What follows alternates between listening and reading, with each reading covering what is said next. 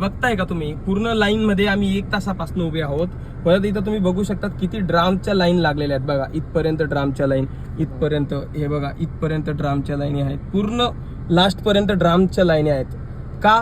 कारण ही सिच्युएशन आली आहे मोदी साहेबांच्या स्टेटमेंटमुळे.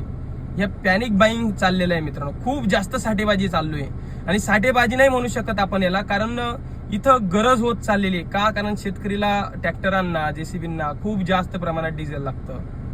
म्हणून जरा विचार करा. आणि काय झालं, वेस्ट बेंगॉलचं इलेक्शन झालं.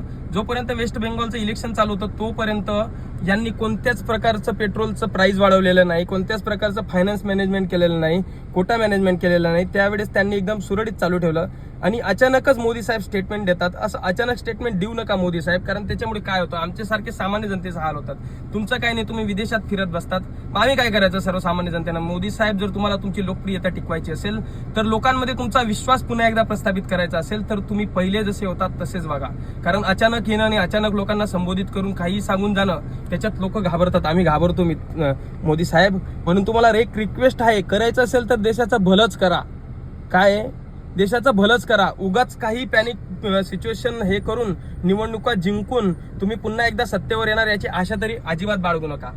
कारण मित्रांनो, आमचा हाल आम्हाला माहिती आहे. थँक्यू.